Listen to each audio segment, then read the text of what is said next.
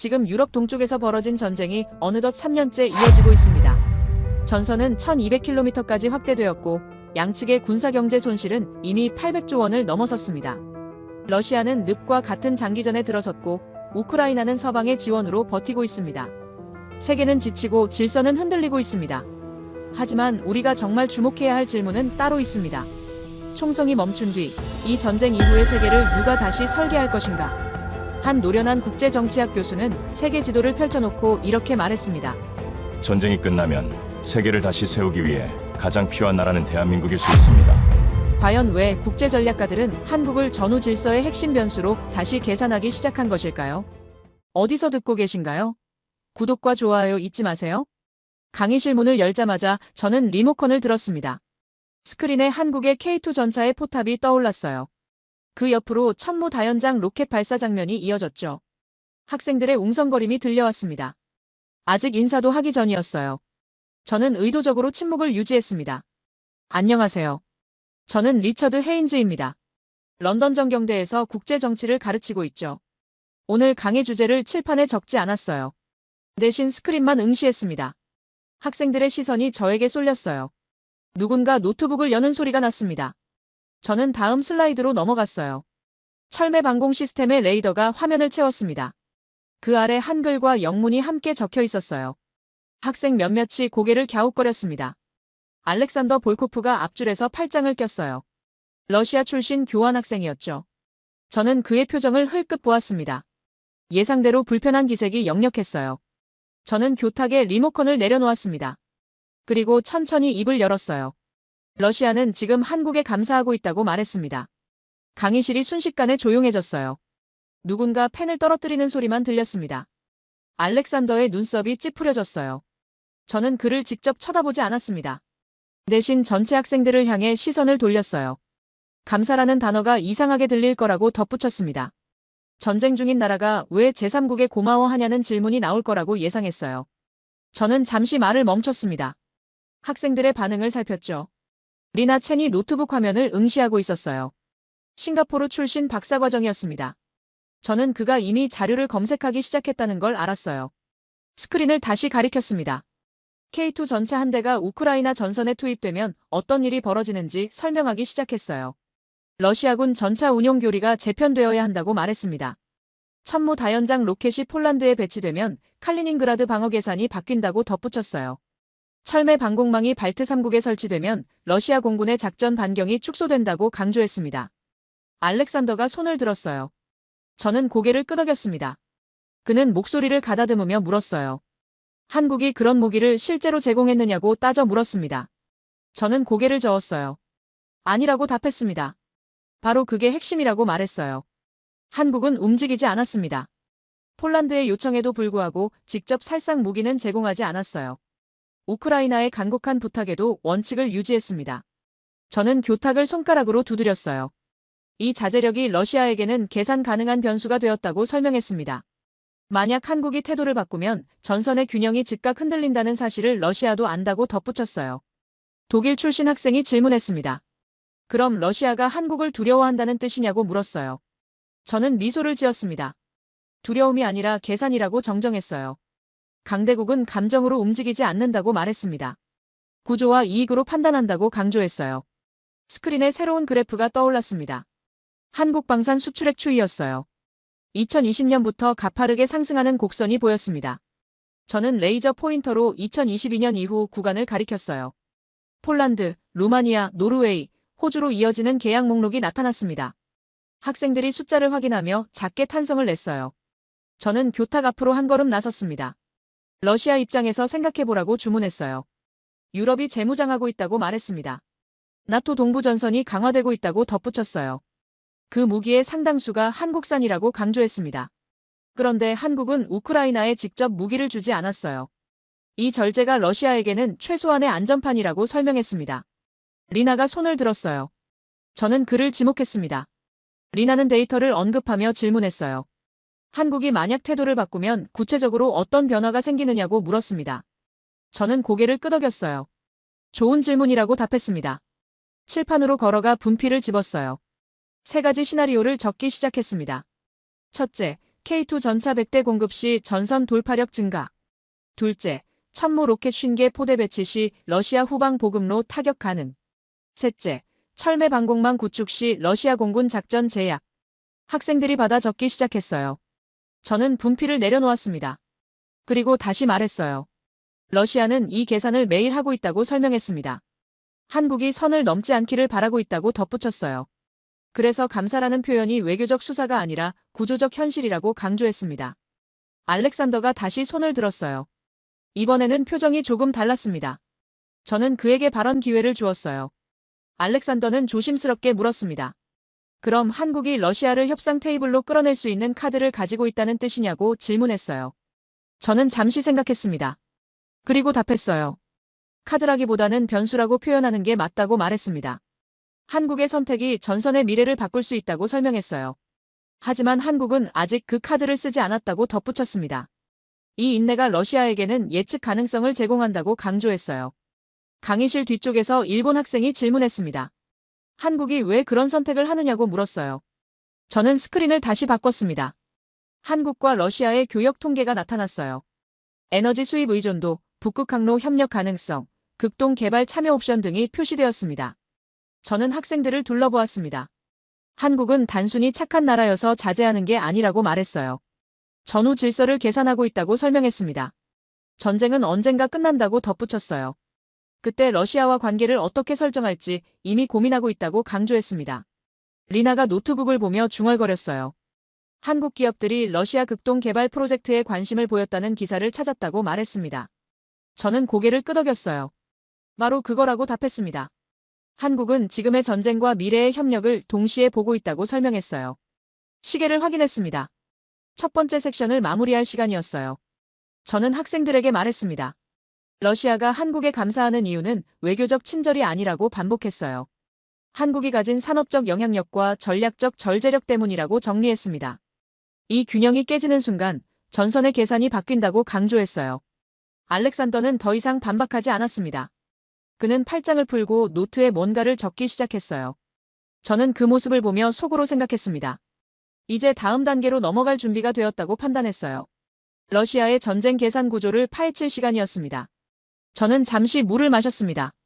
학생들이 노트를 정리하는 소리가 들렸어요. 알렉산더는 여전히 고개를 숙이고 뭔가를 적고 있었습니다. 저는 리모컨을 다시 들었어요. 스크린이 바뀌었습니다. 거대한 지도가 나타났어요. 우크라이나 전선이 붉은 선으로 표시되어 있었습니다. 저는 레이저 포인터를 켰어요. 동부에서 남부까지 이어지는 선을 천천히 따라갔습니다. 1200km라고 말했어요. 학생들이 숫자를 받아 적었습니다. 이 거리가 의미하는 걸 설명하기 시작했어요. 매일 수천 발의 포탄이 소모된다고 말했습니다. 드론이 추락하고 미사일이 발사된다고 덧붙였어요. 전차가 파괴되고 장갑차가 불탄다고 강조했습니다. 그리고 질문을 던졌어요. 이 소모를 어떻게 메우느냐고 물었습니다. 독일 학생이 답했어요. 생산으로 메운다고 말했습니다. 저는 고개를 끄덕였어요. 맞다고 답했습니다. 그런데 문제는 생산 능력이라고 덧붙였어요. 스크린에 새로운 그래프가 떠올랐습니다. 러시아 방산 생산량 추정치였어요. 포탄 생산량이 표시되어 있었습니다. 2022년 대비 2024년 수치가 3배 증가했다고 설명했어요. 학생들이 놀라는 기색을 보였습니다. 저는 손을 들어 진정시켰어요. 숫자만 보면 인상적이라고 인정했습니다. 하지만 구조를 봐야 한다고 강조했어요.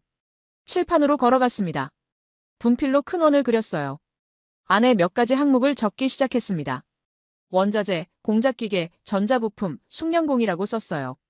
그리고 학생들을 돌아보았습니다. 생산은 단순히 공장을 돌리는 게 아니라고 말했어요. 리나가 손을 들었습니다. 저는 그를 지목했어요. 리나는 질문했습니다. 러시아가 원자재는 풍부하지 않느냐고 물었어요. 저는 미소를 지었습니다. 정확한 지적이라고 답했어요. 러시아는 철광석도 있고 히토류도 있다고 인정했습니다. 하지만 원자재만으로는 미사일이 안 만들어진다고 덧붙였어요. 스크린을 다시 바꿨습니다. 정밀 공작기계 수입 통계가 나타났어요. 2022년 이전 데이터였습니다. 독일, 일본, 한국에서 들여온 기계 목록이 길게 이어졌어요. 저는 2022년 이후 그래프를 가리켰습니다. 급격히 줄어든 선이 보였어요. 제재의 효과라고 설명했습니다. 서방이 러시아로 가는 첨단 장비를 차단했다고 말했어요. 중국이 일부를 메우고 있다고 덧붙였습니다. 하지만 품질과 속도에서 한계가 있다고 강조했어요. 학생들이 고개를 끄덕였습니다.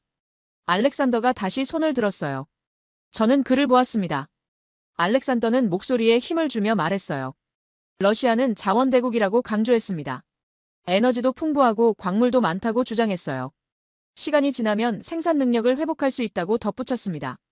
저는 잠시 침묵했어요. 알렉산더를 똑바로 쳐다보았습니다. 그리고 차분하게 답했어요. 자원은 전쟁을 버티게 한다고 인정했습니다. 석유를 팔아서 외화를 벌 수 있다고 말했어요. 가스를 수출해서 재정을 유지할 수 있다고 덧붙였습니다. 하지만 잠시 멈췄어요. 산업은 다르다고 말했습니다. 산업은 전쟁 이후를 살게 만든다고 강조했어요. 자원만으로는 철도를 놓을 수 없다고 설명했습니다. 원유만으로는 발전소를 지을 수 없다고 덧붙였어요. 첨단 제조업 없이는 경제가 성장할 수 없다고 단언했습니다. 강의실이 조용해졌어요. 알렉산더는 더 이상 말하지 않았습니다. 저는 교탁으로 돌아왔어요. 스크린에 다른 자료를 띄웠습니다. 러시아 GDP 구성 비율이었어요. 에너지 부문이 압도적으로 큰 부분을 차지하고 있었습니다. 이게 약점이라고 설명했어요. 경제가 자원 수출에 과도하게 의존한다고 말했습니다. 제조업 기반이 약하다고 덧붙였어요. 소비에트 시절의 중공업 유산은 낡았다고 강조했습니다. 현대적 산업 생태계를 구축하려면 수십 년이 걸린다고 단언했어요. 인도 출신 학생이 질문했습니다. 그럼 러시아는 전쟁을 계속할 수 없다는 뜻이냐고 물었어요. 저는 고개를 저었습니다. 그렇게 단순하지 않다고 답했어요. 러시아는 버틸 수 있다고 말했습니다. 자원으로 외화를 벌고 중국과 협력하며 내부 생산을 최대한 끌어올릴 거라고 설명했어요. 하지만 문제는 그 다음이라고 강조했습니다. 전쟁이 끝나고 나면 무엇이 남느냐고 물었어요. 파괴된 인프라, 고갈된 재정, 약화된 산업 기반이 남는다고 답했습니다. 그때 필요한 건 총과 탱크가 아니라고 말했어요. 발전소와 도로와 공장이 필요하다고 덧붙였습니다. 리나가 노트북을 보며 말했어요. 러시아 극동 지역 인프라가 낙후되어 있다는 보고서를 찾았다고 했습니다. 저는 고개를 끄덕였어요. 정확하다고 답했습니다. 시베리아 횡단철도도 개보수가 필요하다고 덧붙였어요. 항만 시설도 확장해야 한다고 강조했습니다. 스크린에 시베리아 지도가 나타났어요. 저는 레이저 포인터로 여러 지점을 가리켰습니다. 천연가스 매장지, 석유 유전, 히토류 광산이 표시되어 있었어요. 그리고 말했습니다. 이 자원을 캐내려면 인프라가 필요하다고 설명했어요. 혹독한 추위를 견딜 장비가 필요하다고 덧붙였습니다. 누가 이걸 할 수 있느냐고 질문을 던졌어요. 학생들이 서로를 쳐다보았습니다. 저는 잠시 기다렸어요. 아무도 답하지 않았습니다. 저는 천천히 말했어요. 러시아 혼자서는 어렵다고 답했습니다. 기술도 부족하고 자본도 제한적이라고 설명했어요. 그럼 파트너가 필요하다고 덧붙였습니다. 누군가 함께 개발해줄 나라가 필요하다고 강조했어요. 기술을 가져다주고 공장을 지어주고 노하우를 전수해줄 국가가 필요하다고 말했습니다. 학생들이 긴장한 표정으로 저를 바라보았어요. 저는 교탁에 기댔습니다. 그리고 마지막 질문을 던졌어요. 전쟁이 끝나면 누가 웃을 것 같으냐고 물었습니다. 승자가 누구일 거라고 생각하느냐고 되물었어요. 강의실에 긴장감이 감돌았습니다. 다음 시간에 논쟁이 시작되려는 순간이었어요. 학생들이 술렁이기 시작했어요. 저는 팔짱을 끼고 그들을 바라보았습니다. 누군가 용기를 내서 답할 때까지 기다렸죠. 뒷줄에서 미국 학생이 손을 들었습니다. 저는 고개를 끄덕였어요. 미국이라고 그는 답했습니다. 나토가 확장되고 유럽의 안보 구조가 강화될 거라고 말했어요. 러시아는 약해지고 서방의 영향력이 커질 거라고 덧붙였죠. 몇몇 학생들이 동의하듯 고개를 끄덕였습니다. 저는 손을 들어 제지했어요. 흥미로운 관점이라고 인정했습니다. 하지만 아니라고 단언했죠. 미국은 이미 강대국이라고 말했어요. 전쟁으로 더 강해질 필요가 없습니다. 오히려 피곤해질 거라고 덧붙였죠. 유럽 방위에 더 많은 자원을 쏟아야 한다고 강조했습니다. 중국 학생이 손을 들었어요. 저는 그를 지목했습니다. 중국이 승자가 될 거라고 주장했어요. 러시아가 약해지면 중국에 더 의존하게 된다고 말했습니다. 에너지와 자원을 중국이 싸게 확보할 수 있다고 덧붙였죠. 저는 고개를 가로저었습니다. 그것도 아니라고 답했어요. 중국은 이미 계산을 끝냈다고 설명했죠. 러시아를 완전히 종속시키는 건 중국에게도 부담이라고 말했습니다. 관리 비용이 너무 크다고 강조했어요. 학생들이 의아한 표정을 지었습니다. 칠판으로 다시 걸어갔어요. 분필로 간단한 도식을 그렸습니다. 러시아와 중국 사이에 선을 그었어요. 협력이라고 적었습니다. 그 아래 작게 긴장이라고 추가했죠. 학생들이 받아 적기 시작했어요. 알렉산더가 조용히 물었습니다. 그럼 설마 러시아가 승자라는 겁니까? 목소리에 희망과 불안이 섞여 있었어요. 저는 그를 똑바로 쳐다보았죠. 천천히 고개를 저었습니다. 러시아도 아니라고 답했어요. 전쟁에서 버티는 것과 승리하는 건 다릅니다. 러시아는 영토를 지킬 수 있을지 모르죠. 하지만 경제는 피폐해진다고 덧붙였어요. 인구는 줄어들고 산업은 낙후됩니다. 이게 승리냐고 반문했죠. 강의실이 다시 조용해졌어요. 저는 교탁 앞으로 걸어 나왔습니다. 학생들 사이를 천천히 걸으며 말을 이었어요. 전쟁이 끝나면 진짜 게임이 시작된다고 설명했습니다. 누가 재건을 주도하느냐가 핵심이라고 강조했죠. 리나가 노트북을 보다가 손을 들었습니다. 저는 그를 지목했어요. 리나는 조심스럽게 물었습니다. 그럼 유럽이 승자가 될 수 있지 않느냐고 질문했어요. 재건 사업에 유럽 기업들이 참여할 거라고 덧붙였죠. 저는 잠시 멈춰 섰어요. 좋은 추론이라고 답했습니다. 하지만 문제가 있다고 말했어요. 유럽은 러시아와 정치적으로 얽혀 있다고 설명했죠. 제재 구조를 풀기가 쉽지 않다고 덧붙였습니다. 신뢰 회복에 시간이 걸린다고 강조했어요. 스크린을 다시 켰습니다. 유럽연합대로 제재 목록이 나타났어요. 금융, 에너지, 기술 부문에 걸쳐 수백 개 항목이 표시되어 있었죠. 저는 레이저 포인터로 화면을 가리켰습니다.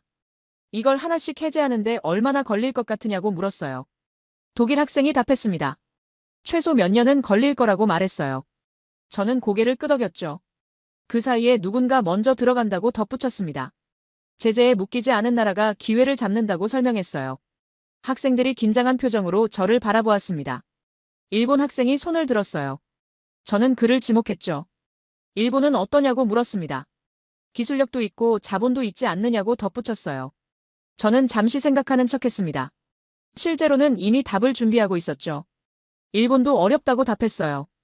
쿠릴 열도 문제가 해결되지 않았다고 설명했습니다. 역사적 갈등이 여전히 남아있다고 말했죠. 러시아가 일본 기업을 전면적으로 받아들이기는 힘들다고 강조했습니다. 정치가 경제를 막는다고 덧붙였어요. 알렉산더가 다시 질문했어요. 이번에는 목소리가 달랐습니다. 초조함이 묻어났죠. 그럼 도대체 누가 남느냐고 물었어요. 저는 그를 보며 잠시 침묵했습니다. 강의실 전체가 숨을 죽인 것 같았어요. 저는 천천히 입을 열었습니다.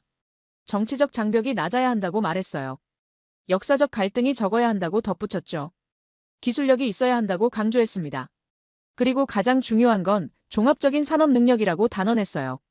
리나가 노트북을 응시하며 중얼거렸습니다. 저는 그의 목소리를 들었어요. 한국이라고 작게 말하는 소리였죠. 저는 미소를 지었습니다. 학생들이 리나를 쳐다보았어요. 리나는 당황한 듯 고개를 들었죠. 저는 리나에게 물었습니다. 왜 한국이라고 생각했느냐고 질문했어요. 리나는 잠시 망설였습니다. 그리고 답했어요. 러시아와 역사적 갈등이 크지 않다고 말했죠. 북한 문제는 있지만 러시아와 직접 충돌한 적은 없다고 덧붙였습니다. 저는 고개를 끄덕였어요. 계속 말해보라고 격려했습니다. 리나는 자신감을 얻은 듯 말을 이었어요. 한국은 조선, 건설, 원전 기술이 있다고 설명했죠. 러시아가 필요로 하는 분야라고 덧붙였습니다. 알렉산더가 팔짱을 풀었어요. 그는 리나를 보며 물었습니다. 설마 러시아가 한국에 의존하게 된다는 겁니까? 목소리에 믿기 어렵다는 감정이 담겨 있었어요. 저는 두 학생 사이에 시선을 오갔습니다. 의존이 아니라 협력이라고 정정했어요. 러시아에게 필요한 건 파트너라고 설명했습니다. 명령하거나 종속시킬 상대가 아니라고 강조했죠. 서로 이익을 주고받을 수 있는 관계라고 덧붙였어요. 스크린을 다시 조작했습니다. 빈 화면이 나타났어요. 저는 학생들을 돌아보며 말했습니다. 다음 시간에는 이 가능성을 구체적으로 살펴볼 거라고 예고했어요. 왜 한국이 계산 대상이 되는지 설명하겠다고 약속했죠. 강의실에 긴장감이 흘렀어요. 알렉산더는 펜을 쥔 채 멍하니 앞을 바라보고 있었습니다. 리나는 노트북에 뭔가를 검색하기 시작했어요. 다른 학생들도 서로 눈빛을 교환했죠. 저는 속으로 만족했습니다. 이제 본격적인 이야기를 시작할 준비가 되었어요. 저는 다음 수업 자료를 준비했습니다. 학생들이 자리에 앉기도 전에 스크린을 켰어요. 거대한 용이 그려진 중국 국기가 나타났습니다. 알렉산더가 앞자리에 앉으며 저를 쳐다보았어요. 표정이 어두웠죠. 오늘은 중국 이야기부터 시작하겠다고 말했습니다. 지난 시간에 중국이 승자가 아니라고 했던 걸 기억하느냐고 물었어요. 학생들이 고개를 끄덕였습니다. 저는 교탁에 기대며 설명을 시작했어요. 러시아가 중국에 전면 의존한다고 가정해봅시다. 에너지를 중국에 팔고 기술을 중국에서 받고 투자도 중국에서 받는 거예요. 겉으로 보면 완벽한 파트너십이죠. 하지만 구조를 들여다보면 다릅니다. 스크린에 지도가 떠올랐어요. 러시아 극동 지역이 확대되어 보였습니다. 저는 레이저 포인터로 블라디보스토크를 가리켰어요. 그리고 국경 너머 중국 동북부를 가리켰죠. 두 지역의 인구 밀도 차이를 보여주는 그래프가 나타났습니다. 러시아 극동은 인구가 계속 줄어들고 있어요. 젊은이들이 모스크바로 떠나고 있죠.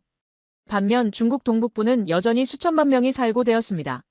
저는 잠시 멈췄어요. 이 불균형이 의미하는 걸 생각해보라고 주문했습니다. 리나가 손을 들었어요. 인구 압력이 생긴다고 답했습니다. 저는 정확하다고 고개를 끄덕였어요. 역사적으로 인구 밀집 지역은 희소 지역으로 확장하려는 경향이 있다고 설명했습니다. 물론 지금은 19세기가 아니라고 덧붙였죠. 하지만 경제적 침투는 가능합니다. 중국 기업이 극동에 들어와요. 중국 노동자가 건설 현장에서 일하죠. 중국 자본이 광산과 공장을 운영합니다. 시간이 지나면 극동 경제가 중국에 종속되는 거예요. 알렉산더가 반박했습니다. 그건 협력 아니냐고 물었어요. 러시아도 이득을 보는 거 아니냐고 덧붙였죠. 저는 잠시 그를 바라보았습니다. 그리고 차분하게 답했어요. 협력과 종속의 경계는 미묘합니다. 처음에는 협력처럼 보이죠. 하지만 의존도가 높아지면 협상력을 잃게 돼요. 중국이 가격을 정하고 중국이 조건을 제시하고 중국이 일정을 결정하게 됩니다. 스크린에 새로운 데이터가 나타났어요. 러시아의 중국 에너지 수출 비중이었습니다. 2022년 이후 급격히 증가한 그래프가 보였어요. 저는 이 추세가 계속되면 어떻게 되는지 설명했습니다. 러시아 석유와 가스의 70% 이상이 중국으로 간다고 가정해봅시다. 그럼 중국이 구매를 중단하면 어떻게 될까요? 러시아 재정이 즉각 타격을 받죠. 이게 바로 구조적 취약성입니다. 독일 학생이 질문했어요. 러시아가 그걸 모를 리 없지 않느냐고 물었습니다. 저는 고개를 끄덕였어요. 당연히 압니다. 모스크바의 전략가들도 이 위험을 계산하고 있죠. 그래서 대안을 찾고 있는 겁니다. 칠판으로 걸어가 분필을 집었어요. 큰 원을 그리고 안에 중국이라고 썼습니다. 그 옆에 작은 원들을 여러 개 그렸어요. 인도, 터키, 중동, 그리고 한국이라고 적었습니다. 러시아의 이상적인 전략은 균형입니다. 여러 파트너를 확보해서 한 나라에 과도하게 의존하지 않는 거예요. 중국의 에너지를 팔되 전부 팔지는 않죠. 기술도 여러 곳에서 들여옵니다. 리나가 노트북을 보며 말했어요. 러시아가 인도와 협력을 강화하고 있다는 기사를 찾았다고 했습니다. 저는 맞다고 답했어요. 인도는 좋은 파트너죠. 하지만 한계가 있습니다. 스크린에 인도 산업 구조 자료가 나타났어요. IT와 서비스 부문은 강하지만 중공업 기반은 약했습니다. 저는 설명을 이었어요. 인도는 소프트웨어는 줄 수 있어도 발전소는 짓기 어렵다고 말했습니다. 터키는 어떨까요? 지정학적으로 중요한 위치에 있죠. 하지만 나토 회원국입니다. 러시아와 협력하는데 정치적 제약이 있어요. 게다가 역사적으로 갈등도 많았습니다. 알렉산더가 조용히 물었어요. 그럼 결국 중국에 의존할 수밖에 없다는 겁니까? 목소리에 체념이 묻어났습니다. 저는 고개를 저었어요. 아니라고 답했습니다. 중국 의존을 피하려면 대안이 필요합니다. 기술력이 있고 자본이 있고 정치적 장벽이 낮은 파트너 말이죠. 그리고 가장 중요한 건 종속관계를 만들지 않을 나라여야 해요. 저는 교탁으로 돌아왔습니다. 물을 한 모금 마셨어요. 학생들이 긴장한 표정으로 저를 바라보고 있었습니다. 저는 천천히 말을 이었어요. 파트너는 필요하지만 종속은 위험합니다. 이게 러시아가 직면한 딜레마예요. 중국은 너무 크고 강해요. 협력하다 보면 어느새 종속될 수 있죠. 그래서 러시아는 다른 선택지를 찾고 있습니다. 일본 학생이 손을 들었어요. 저는 그를 지목했습니다. 중국이 러시아를 완전히 장악하려 들지 않을까요? 저는 흥미로운 질문이라고 답했어요. 중국도 조심스럽습니다. 러시아를 너무 압박하면 반발이 생기죠. 역사적으로 두 나라는 동맹이었다가 적이 되기도 했어요. 중국은 러시아가 자신들 편에 있기를 바라지만 완전히 삼키려 하지는 않습니다. 스크린에 1960년대 중소분쟁 사진이 나타났어요. 국경에서 충돌하는 양국 군대의 모습이었습니다. 저는 이 역사를 러시아도 중국도 기억한다고 설명했어요. 서로 필요하지만 서로 경계하는 관계죠. 그래서 균형자가 필요한 겁니다. 중국과 러시아 사이에서 어느 한쪽에 완전히 종속되지 않은 제3의 파트너 말이에요. 경제적 실익을 주면서도 정치적 부담이 적은 나라가 필요합니다. 리나가 다시 노트북을 보며 중얼거렸어요. 한국의 러 교역 통계를 찾았다고 했습니다. 저는 미소를 지었어요. 다음 시간에 그 이야기를 할 거라고 말했습니다. 알렉산더는 팔짱을 낀 채 창밖을 바라보고 있었어요. 저는 그의 표정을 읽을 수 있었습니다. 러시아의 전략적 고민을 이해하기 시작한 거죠. 강대국도 딜레마에 빠질 수 있다는 걸 깨달은 겁니다. 저는 마지막으로 정리했어요. 중국은 거대한 파트너지만 동시에 위험한 파트너입니다. 러시아는 이 균형을 관리해야 해요. 그 관리의 핵심이 바로 대안 확보죠. 다음 시간에는 그 대안들을 하나씩 제거해 보겠습니다. 학생들이 노트를 정리하기 시작했어요. 강의실에 연필 소리만 들렸습니다. 저는 다음 수업 준비를 머릿속으로 시작했어요. 다음 수업이 시작되었습니다. 학생들이 자리를 잡자마자 저는 스크린을 켰어요. 유럽 지도가 나타났죠. 저는 교탁에 서서 학생들을 바라보았습니다. 지난 시간에 중국 의존의 위험을 이야기했어요. 오늘은 다른 선택지들을 살펴보겠습니다. 하나씩 제거해 나가면서 뭐가 남는지 보죠. 학생들이 노트를 펼치기 시작했어요. 저는 레이저 포인터로 독일을 가리켰습니다. 유럽 최대 경제대국이라고 말했어요. 기술력도 뛰어나고 자본도 풍부하죠. 러시아 재건에 참여할 능력이 충분하다고 설명했습니다. 학생들이 고개를 끄덕였어요. 그런데 문제가 있습니다. 스크린을 바꿨어요. 노르트 스트림 파이프라인 폭발 사진이 나타났죠. 2022년 발트해에서 일어난 사건이었습니다. 저는 잠시 침묵했어요. 유럽과 러시아 사이의 신뢰는 완전히 무너졌습니다. 에너지 의존도를 줄이는데 수년이 걸렸어요. 이제 와서 다시 협력하자고 말하기 어렵죠. 독일 학생이 불편한 표정을 지었습니다. 리나가 손을 들었어요. 저는 그를 지목했습니다. 하지만 경제 논리로 보면 협력이 이득 아니냐고 물었죠. 저는 고개를 끄덕였어요. 맞다고 답했습니다. 경제적으로만 보면 그래요. 하지만 정치가 경제를 막습니다. 칠판으로 걸어가 분필을 집었어요. 제재라고 크게 썼죠. 그 아래 여러 항목을 나열했습니다. 금융 제재, 기술 수출 통제, 자산 동결, 여행 제한이라고 적었어요.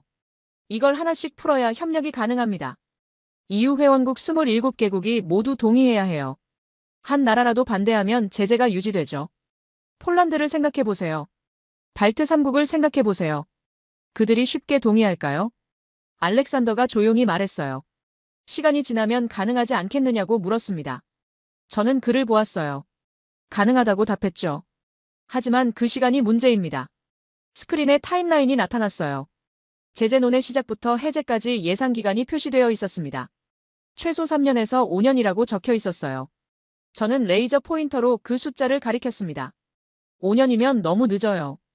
전쟁이 끝나고 재건이 시작되는 시점을 놓치게 됩니다. 그 사이에 다른 나라들이 들어가죠. 선점 효과가 발생해요. 먼저 들어간 나라가 주요 프로젝트를 확보합니다. 일본 학생이 손을 들었어요. 저는 그를 지목했죠. 일본은 어떠냐고 다시 물었습니다. 지난 시간에 언급했지만 더 자세히 설명해달라고 요청했어요. 저는 스크린을 바꿨습니다. 쿠릴 열도 지도가 나타났어요.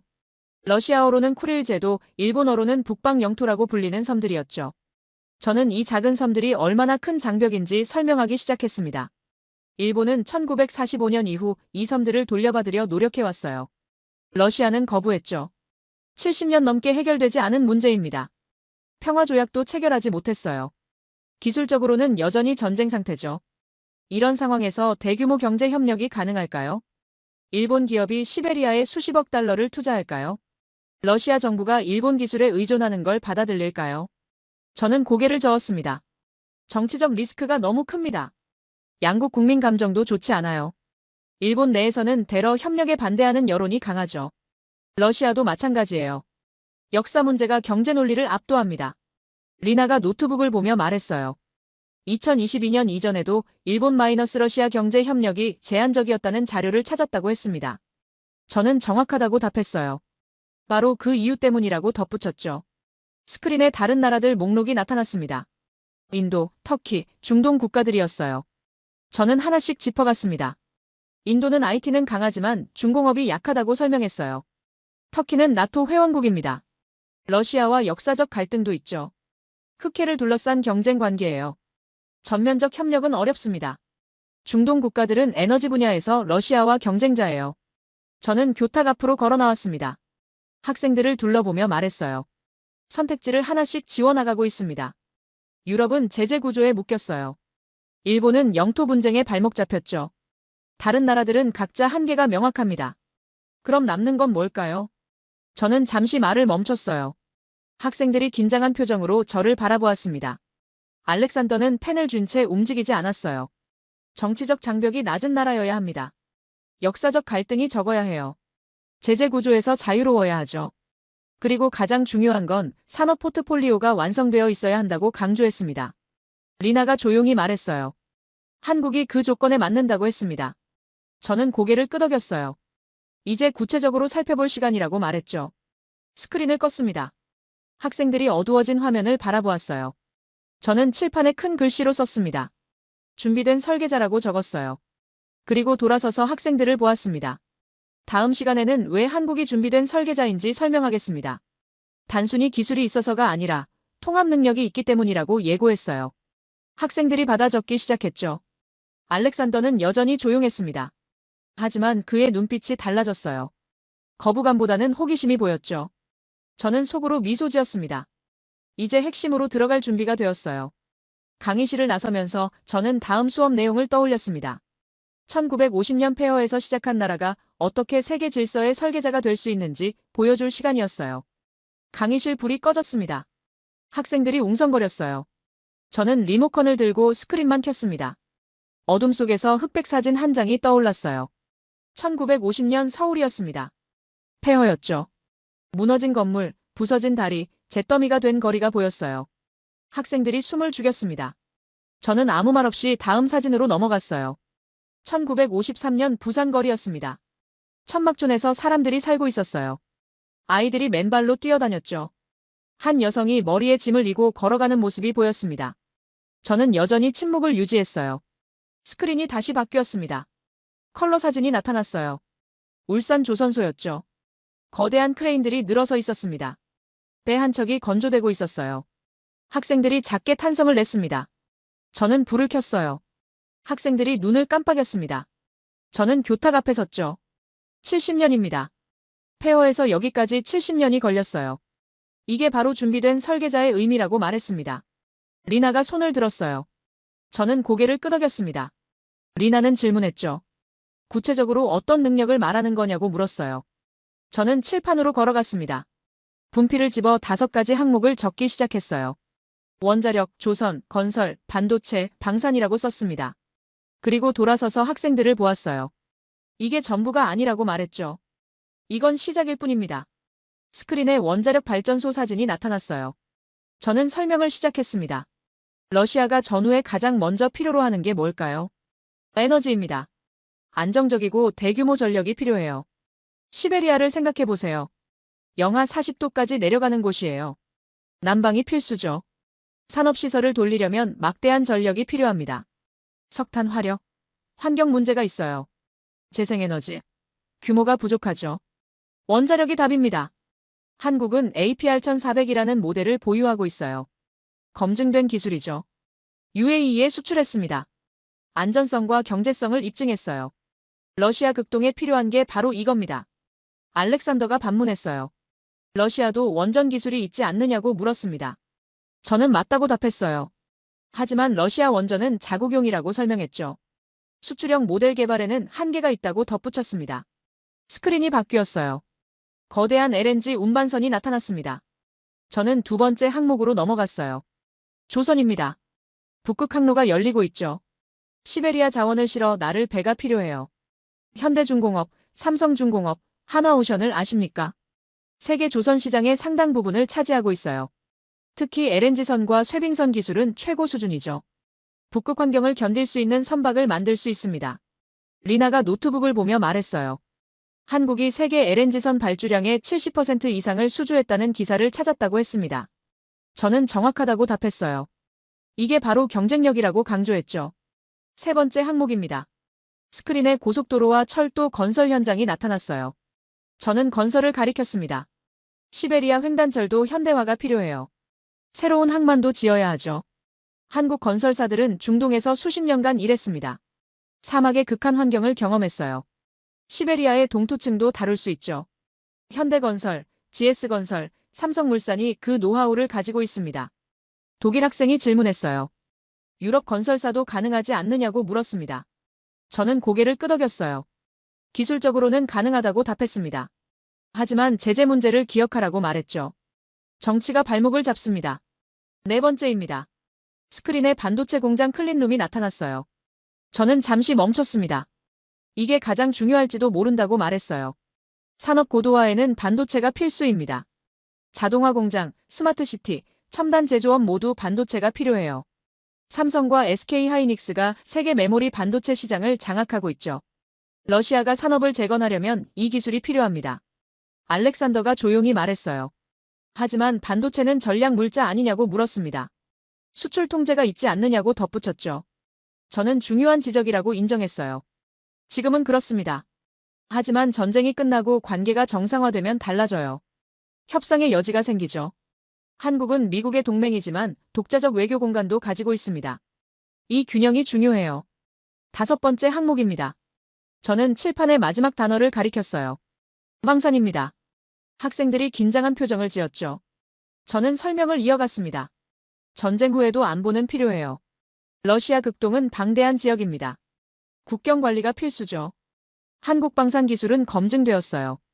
K2 전차, 천무 로켓, 철매 방공망을 기억하세요. 하지만 방산은 단순히 무기가 아닙니다.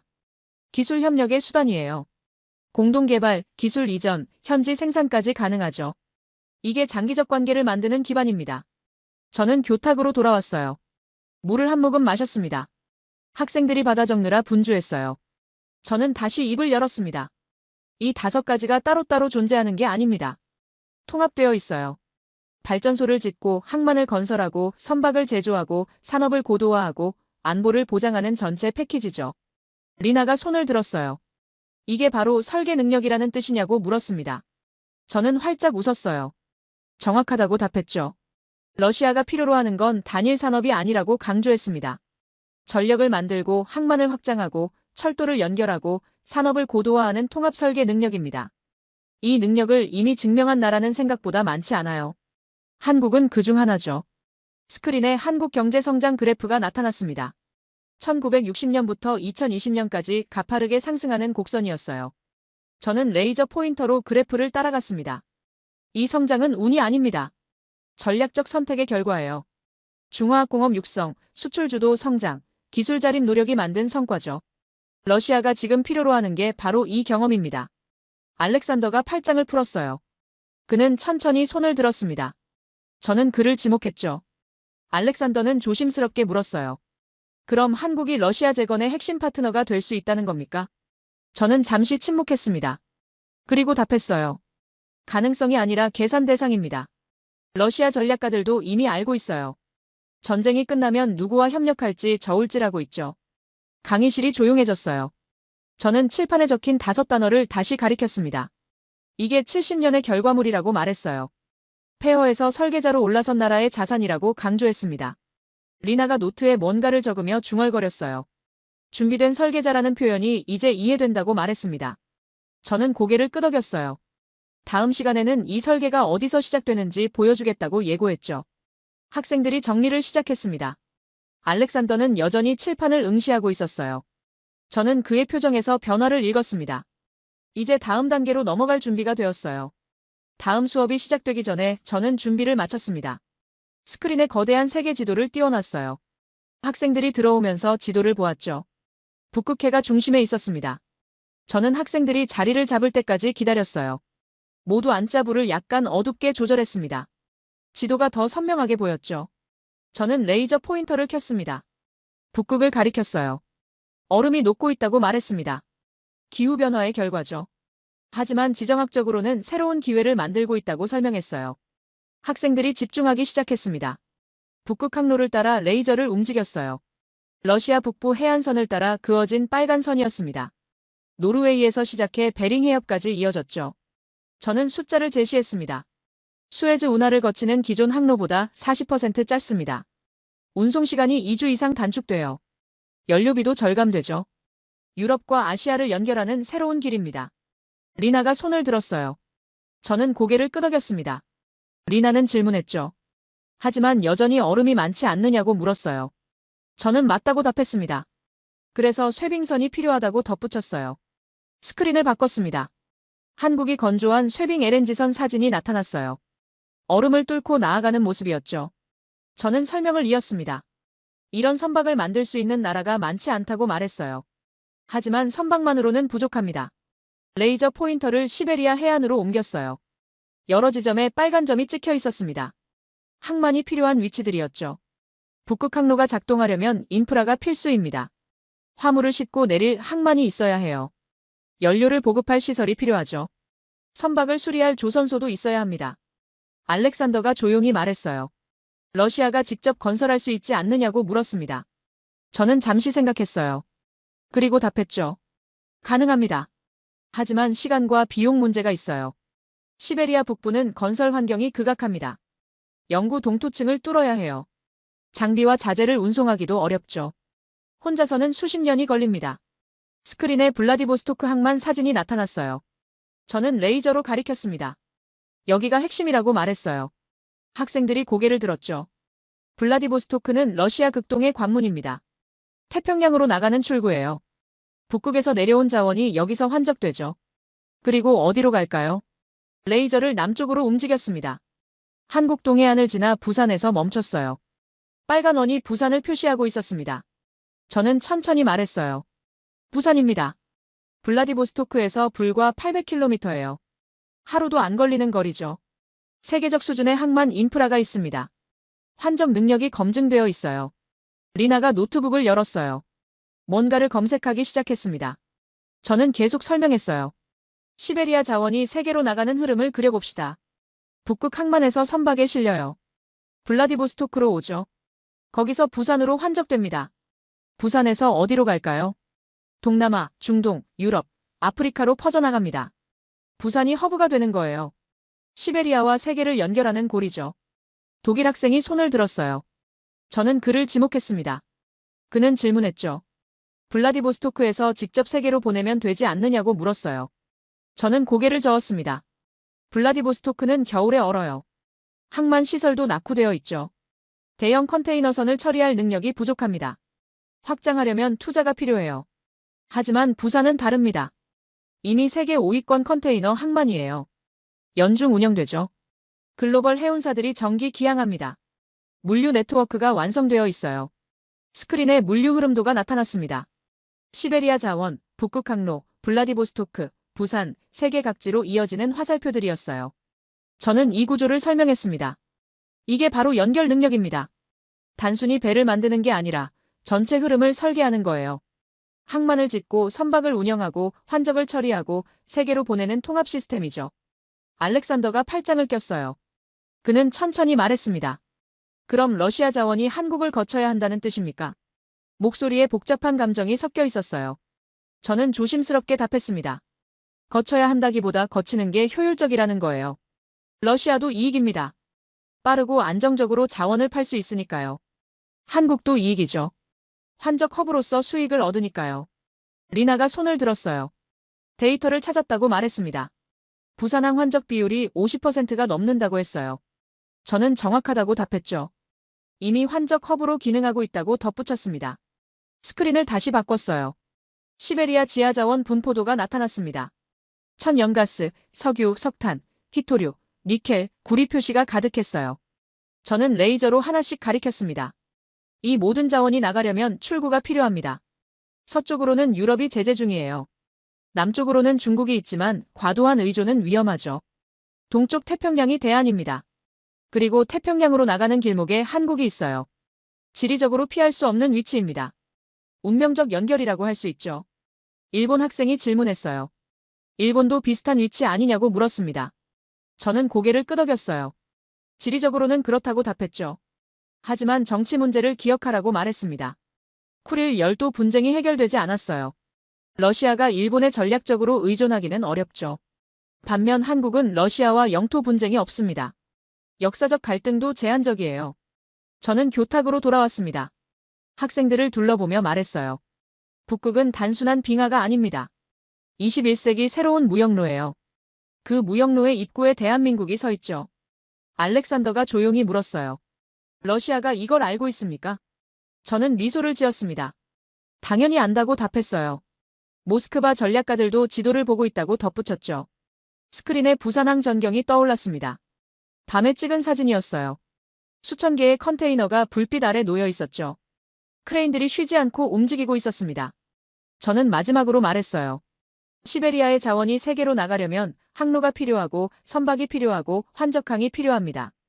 그 연결고리의 최적 지점에 대한민국이 있어요. 리나가 받아 적으며 고개를 끄덕였습니다.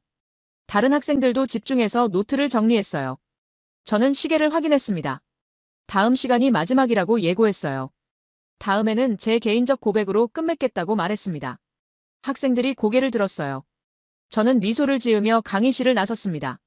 강의 마지막 날이었습니다. 저는 일찍 강의실에 도착했어요. 학생들이 들어오기 전에 창밖을 바라보았죠. 런던의 회색 하늘이 보였습니다. 학생들이 하나둘 자리를 잡기 시작했어요. 알렉산더가 들어왔습니다. 그는 평소보다 일찍 왔죠. 앞자리에 앉으며 저를 쳐다보았어요. 표정이 달라져 있었습니다. 리나도 들어왔어요. 노트북을 펼치며 준비하는 모습이 보였습니다. 다른 학생들도 자리를 채웠죠. 저는 교탁 앞에 섰습니다. 오늘은 스크린을 켜지 않았어요. 여러분과 함께한 시간이 마지막입니다. 저는 천천히 말을 시작했어요. 오늘은 자료 없이 이야기하겠다고 했죠. 학생들이 펜을 들었습니다. 지난 몇 주간 우리는 전쟁 이후를 이야기했어요. 러시아의 계산, 중국의 딜레마, 유럽의 제약, 일본의 한계를 살펴봤죠. 그리고 한국이라는 변수를 발견했습니다. 저는 교탁에서 한 걸음 나왔어요.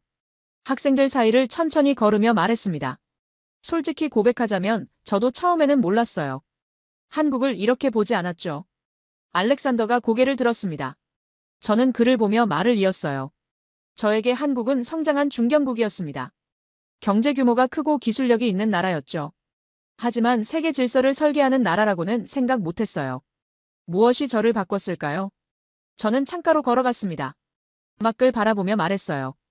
데이터였습니다. 숫자가 저를 설득했죠. 망산 수출액을 봤어요. 폭발적으로 증가하고 있었습니다. 원전 수주 현황을 확인했죠. UAE뿐만 아니라 여러 나라가 관심을 보이고 있었어요. 조선 발주량을 추적했습니다. 압도적이었죠. 하지만 숫자만으로는 부족했어요. 저는 다시 학생들을 향해 돌아섰습니다. 구조를 이해해야 했죠. 이 산업들이 따로따로가 아니라 연결되어 있다는 걸 깨달았습니다. 리나가 조용히 고개를 끄덕였어요. 저는 계속 말했습니다. 원전을 지으려면 건설사가 필요해요. 북극 항로를 운영하려면 조선소가 있어야 하죠. 산업을 고도화하려면 반도체가 필수입니다. 한국은 이 모든 걸 가지고 있었어요. 더 중요한 건 이미 해본 경험이 있다는 겁니다. 중동에서, 동남아시아에서, 여러 나라에서 검증했죠. 저는 칠판으로 걸어갔습니다. 분필을 집어 큰 원을 그렸어요. 안에 통합 설계라고 썼습니다. 그리고 학생들을 돌아보았죠. 러시아가 필요로 하는 건 개별 기술이 아닙니다. 시스템이에요. 에너지를 만들고 인프라를 깔고 산업을 일으키는 전체 과정을 아는 파트너가 필요하죠. 알렉산더가 손을 들었어요. 저는 고개를 끄덕였습니다.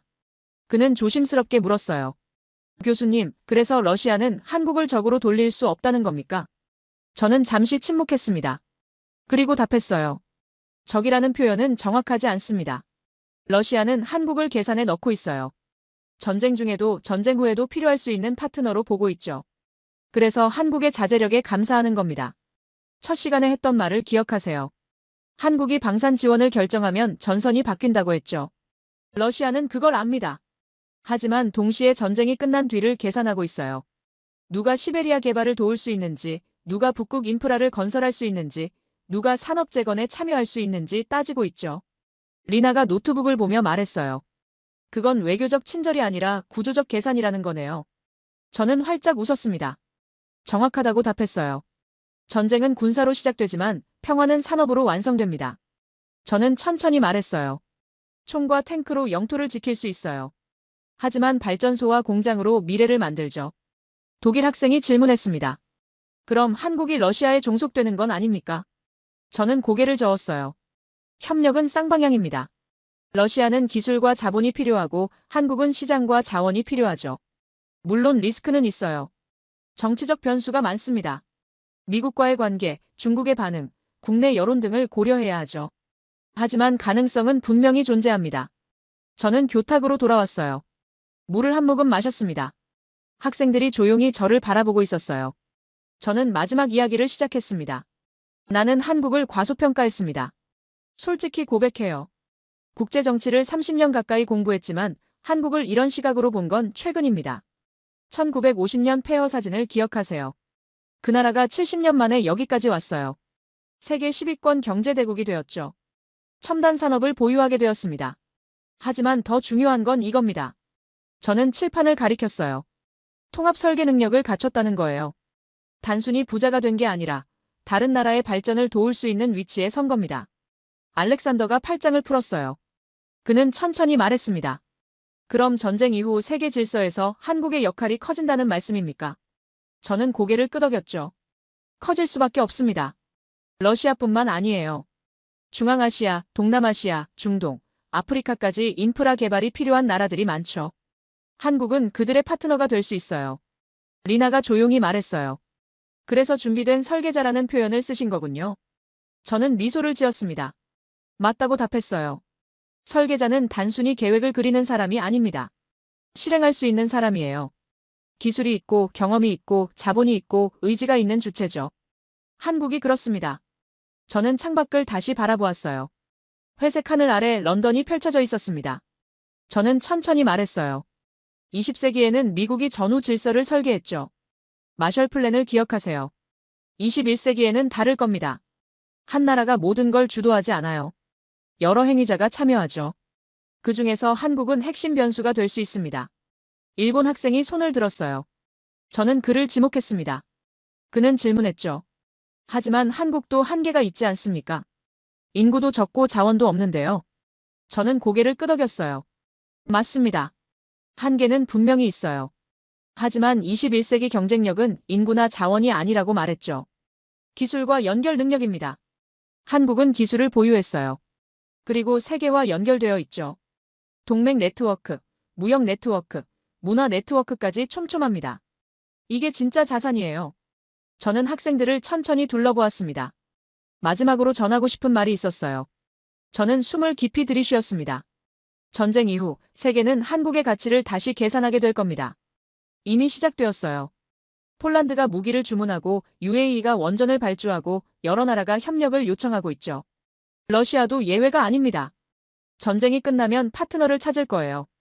정치적 부담이 적고 기술력이 검증되고 신뢰할 수 있는 상대를 원하죠. 한국이 그 조건에 부합합니다. 알렉산더가 노트에 뭔가를 적었어요. 저는 그를 보며 미소 지었습니다. 그리고 마지막 문장을 말했어요. 대한민국은 더 이상 약자가 아닙니다.